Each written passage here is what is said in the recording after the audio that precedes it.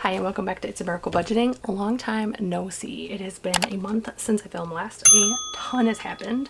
So I think what I'm going to do is I'm actually going to flip my binders to my new ones with the same envelopes for now. I do plan to create some cute ones for it, but the same envelope so I can kind of break down what's been going on, what the changes are, all of that in one video without being distracted by the budgeting. So I will be doing my June 9th paycheck budget, and then we'll get to that in just a minute. So let's see, this is normally my family binder, so I'm actually going to just pop these right out, and then that way we can talk while I move. So last time I budgeted, I think I had mentioned that I was not going to be doing any cash envelopes in the month of June, and that was because we actually found a home and we were bidding on it, and it was causing just a lot of drama, and money-wise, it took pretty much every penny that we had in order to purchase it. So I did not do any cash stuffing, and my last video was posted on or around the end of April, beginning of May. I have since closed on my house. We have moved in, and in the middle of that, we had to get a new car. So first, let's address the house. I've mentioned before in different videos that we actually live in a very wealthy area in Michigan, and the fixer-uppers are running for about $375 to $400, and it's pretty much impossible to get a house below that. And even though we actually qualified for similar to that, we did not want to be poor in other areas of our life because we're busy paying for this big house payment. So as many of you know, we actually owned a very old trailer, manufactured home actually, and it is where we've been living for the last 4 years while we were saving for our house. So we had a house. It's not like we were homeless, but we wanted to buy. So the very next goal was that we were going to find a newer manufactured home to purchase and just sell ours and move on. So we actually did not sell it. First of all, our older adult children moved in. They had just had their first couple days alone in the house with no parents. All of our stuff is out of the house.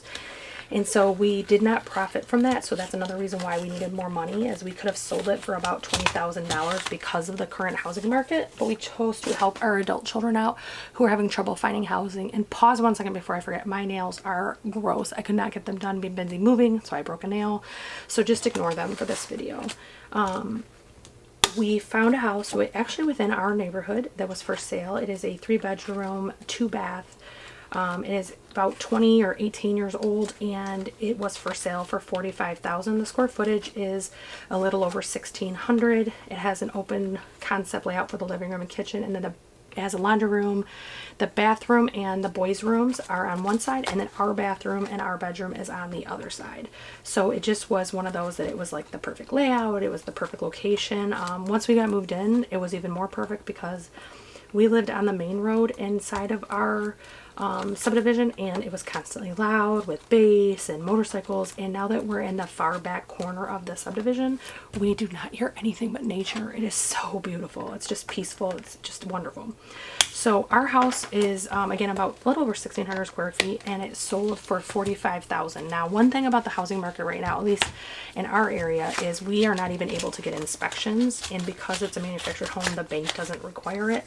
So we had to buy pretty blind. We didn't really know what was happening, what we were going to be facing as far as these are placeholder bills. I have Yoda bills I bought off eBay because I love Yoda. Actually, it's Grogu is his name, but it's Baby Yoda. And then I have ones I sell on my website. You can get them with or without vinyl. So if you are interested, please check my site. Link will be in the description box, and there is a discount code there. And then also all of the binders you see and most of the envelopes are from my shop as well. There's a discount code on the bottom, and right now I'm running a special that if you buy anything between now and Sunday, your total is over $50. I do include a free gift. Some of it will be binders, some of it will be like accessories. It's going to vary every single order, and a couple people are going to be surprised with brand new, really cool binders that everybody's interested in.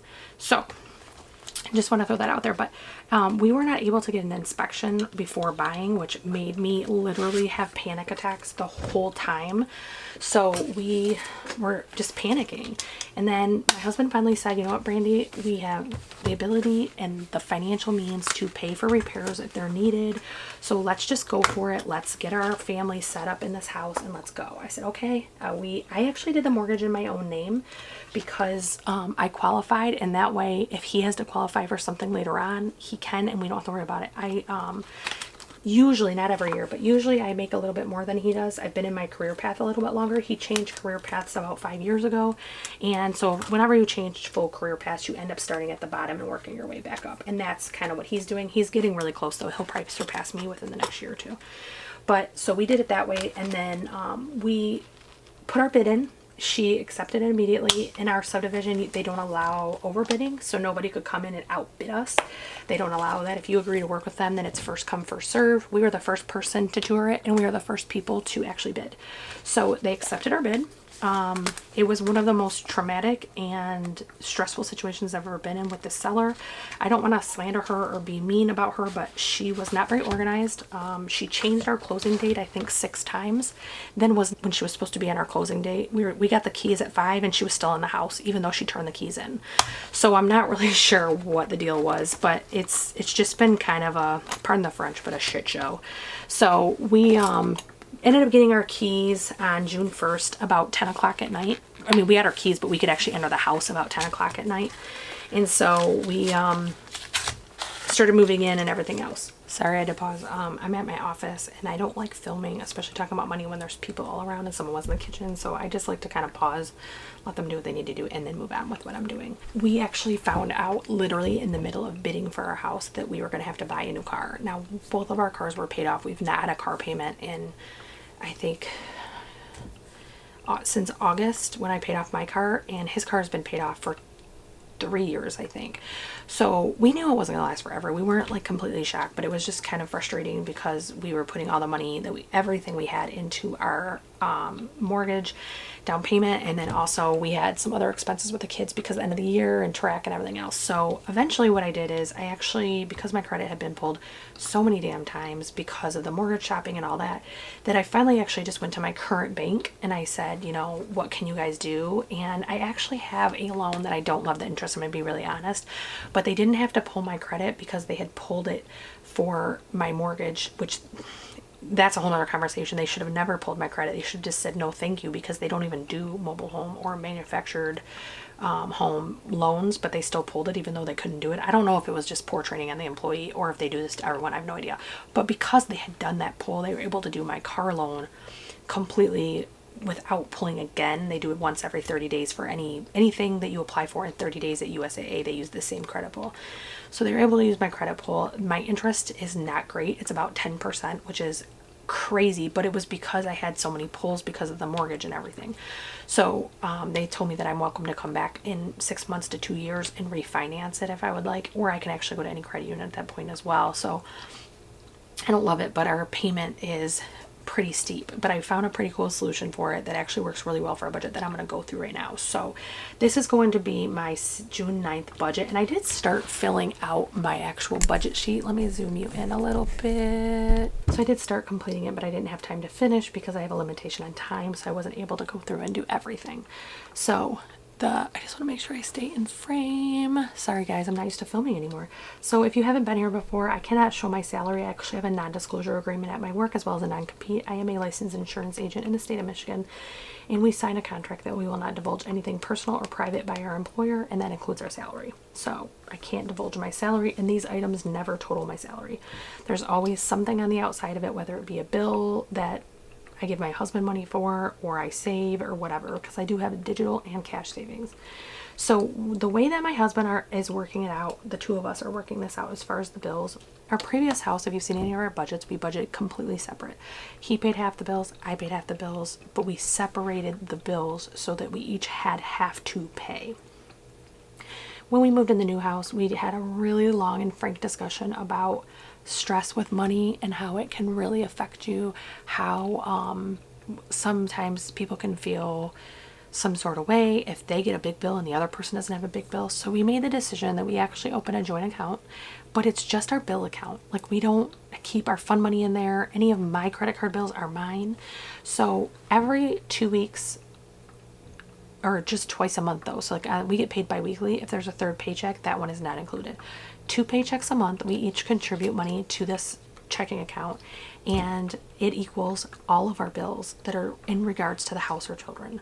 So for example, it is our lot rent, it is our mortgage, it is our car payment, it is our car insurance, it's food, it's cable, it's electric, gas, it's like Home Depot and the other stuff we had to buy for the house because we needed to buy appliances.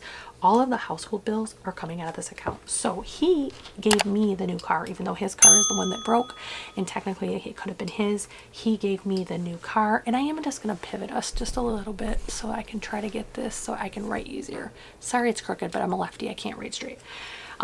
So he pays $850 every 2 weeks on his portion. Because I got the new car, I agreed to pay more. So I actually pay $861. So $861, and that includes all of those bills between the 4 of our paychecks each month. So then on top of that, I have my credit cards that have nothing to do with my husband. They are ones I've spent money on, or before we combined houses, maybe something big went on it. One of them is Care Credit. I had to do a crown. So it's kind of one of those things that he's going to pay his credit cards. I'm going to continue to pay mine. So out of my account, I have PenFed. PenFed was a balance transfer. I currently have 0% on it. And so that is, my minimum payment is around 60, but I pay 90 every month to pay it off a little faster than the actual budget. Discover is the same exact situation. It's a 0 credit or 0 interest, and it currently has credit cards I transferred that were high interest, and that was 75. That one has a payment of 40, but I pay 75. Pedal actually probably should have been put in the group thing, but I don't want to redo it all now. He's comfortable with the payment. I'm comfortable. I'm just going to leave it. But Pedal actually has the home that we used to live in. My sons are renting from us. We had to get what's called dwelling insurance. Basically, it means it's a second home or a home that you don't live in and you rent out. And so I had to pay that cash or upfront in order to buying the account, and then also our homeowners was paid, but that's on a different one. So we paid a lot of insurance this month. So Pedal has a minimum payment of 25, and for right now, for the first couple paychecks after we've signed the house and everything, I am just going to pay the minimum. Target is 29. Sephora and Ulta are both 30. And those, I'm going to be really transparent, they have decent balances right now. I don't remember the exact total, but it's somewhere near 500 each. I was so stressed out. I did some stress shopping that I regret and don't regret. Like, I haven't bought any makeup really in 2 years, so I don't regret it because some of it I needed. When we moved, I went through all of my makeup, and a lot of it had expired because of COVID. I wasn't wearing the same amount of makeup I normally do. So I've really become a Scrooge. I don't really spend any money, and so I just kind of splurged a little bit, but I wish I had splurged with cash. So that's the difference of my thinking, is I knew what I was doing, but I let it happen and then regretted it instead of stopping it. And I've done this before. It's been something that I've been trying to work through for quite a while. Old Navy is some black jeans for work, and so that is 29. And then Walmart is 28, and Walmart actually was just a few things for the house, nothing super big. So I'm gonna grab my kitty cat calculator and push this over just a little bit. So we are gonna total these up. We have 861, we have 90, we have 75, we have 25, we have 29, 30, 30, 29, 28. So that is 1197, in which that's different than I have. Oh, I know why. Okay, perfect. I changed an amount, and that's the difference. 1197. Now I'm going to go off camera really quick, and I'm going to write these categories really quick so you guys don't have to wait. Okay, so one thing you will see that's very different if you watch any other videos, I normally have groceries in this category. I am no longer cash stuffing groceries. We actually are just budgeting for it within that house money, and then we have 500 a month right now. With him and I probably will chip in slightly on either side, but for now that's what we're doing. So dining is getting 20, spending is getting 20, fuel is getting 60. Oops, I wrote gas and fuel. That's funny. Did I miss anything though? I don't think I did. Okay. Miscellaneous always gets 10. Subs gets 30.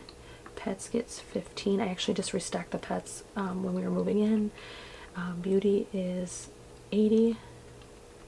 And medical is 20. I am going to be filming my cash stuffing directly after this.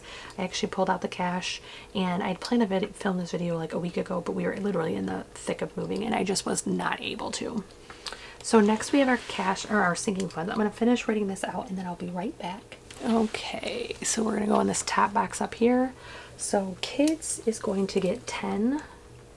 In school is going to get 20, and I just realized I forgot to total up the bottom. The total on the bottom is 255. My handwriting is atrocious from this angle, but at least you guys get the gist of it. For me, it's going to be a $5 bill, and clothes is going to get 20. Car is going to get 40. Home is going to get 20. B-Day is going to get 80. Gifts is going to get 20. Fees is going to get 15. Thanksgiving is getting 20. Santa is getting 100. Vacation is getting 20. And holiday is getting 15. So this totals $385. And I have no money on my cash envelopes. I have some, or my sinking funds. I do have some stuff in my cash envelopes I'll go through when I actually do my stuffing. But I have nothing left in these. These are completely starting over. So far we have $11.97 in our bills, we have $255 in our cash envelopes, and we have $385 in our sinking funds. I am not contributing to my snowball this month. I'm actually just trying to get my head wrapped around all these new bills and everything else, and then I will start doing my snowball again. In case you've never been here before, I do rent a space for my business, and because I worry if there's a slow month, which this month has been slower than normal because I haven't marketed like I normally do. I have not posted as often as I normally do, and I have not paid for marketing like I normally do. So my business has had a slight decrease, and in order to make sure that I know for sure I can pay that rent that's due at my office, I contribute $200 a paycheck to my business. Now, I don't transfer it into my business until the end of the month when I determine if it's needed. If it's not needed, like in April, it wasn't for May's payment, it was not needed at all. I didn't have to do anything. I had plenty of money in the bank. Then we went through the whole wallet snafu, and I'm going to talk about that in another video. I have kind of some closure on it, not everything yet. My sales dropped because I did refunds for all of my people who purchased those wallets that I could get a hold of. So it was all but 2 people, I believe, and those individuals never replied to the email. So I actually did in May transfer $200 over for June's payment. But this month it looks like I'm either going to be just fine or I'm going to surpass it and not have a problem. But if I don't, I just leave it in my checking account, in my personal checking, and it's no big deal. And then, so that was $200. Lastly is savings, and that is going to be $100. So this is the budget that I have for June 9th. I am going to actually do my budget this week for the next paycheck. And I just realized you can't even see the savings really. So here is business and here is savings. So I will do the budget, and you're going to see things kind of work out as we pay off small debts. Like Target's a really small debt. Pedal's really not that big either. Walmart's very small. As we pay these off, you're going to start seeing me get back into that hauling butt on paying debt. I already warned my kids. We actually canceled our vacation this year because the house and the car were much more than we had budgeted for. So we're going to be cutting back on a lot of things, and we've ate out a lot during this moving process. So I look forward to that. So if you are new to my channel, or if you are not yet subscribed, I hope that you will like, share, subscribe. Make sure you ring that bell for notifications. For all YouTubers, that is how they get in the algorithm, is the notifications, liking, sharing, and commenting down below. Prior to me going off the air for the month, I was just having a really stressful period between my business being really busy, which I'm so thankful for to anyone who's purchased, but also just the kids, and Max was in track, and it was just a lot, and I wasn't responding.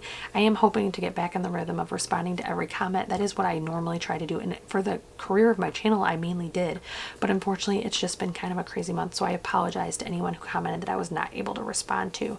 After a month, you feel kind of stupid going back and suddenly commenting, and so I just want to start fresh with this video.